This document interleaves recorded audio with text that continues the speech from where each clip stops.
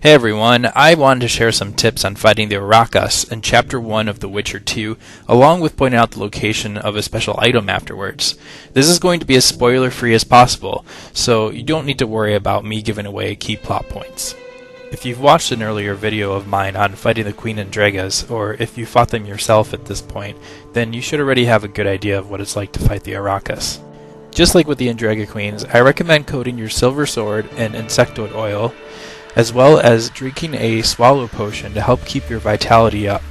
You can also drink a rook potion to do a little extra damage. The key is the same. Frontal attacks aren't very effective. You need to get around behind the Arakas to do some real damage. Unlike the Andrega Queens, the Arakas won't charge very often.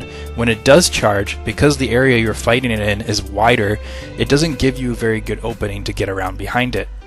What I found worked really well is to let Zoltan lure the Arakas towards him with his arrows. This causes the Arakas to face away from you, which gives you a perfect opportunity to get in some good hits. In fact, I found that this worked so well that I had trouble getting the Arakas away from Zoltan in order to give me an opportunity to film footage for this next strategy.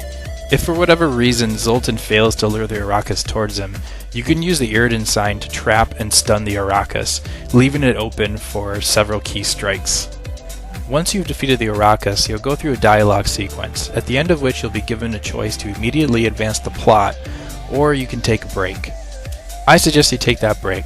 There are two reasons for this. The first being that it's very likely you didn't get a chance to loot the Arakas corpse, because the dialogue sequence starts almost immediately after it's been defeated. You now have that opportunity.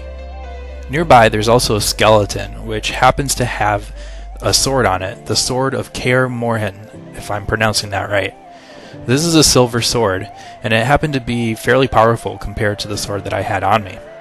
There's nothing preventing you from coming back and getting this sword later. This is just a good opportunity to pick it up. Thanks for checking out my video. If you found it useful, please consider hitting that like button as it helps promote the channel. Better yet, if you'd like to see more videos like this from me in the future, consider hitting the subscribe button. Take care everybody.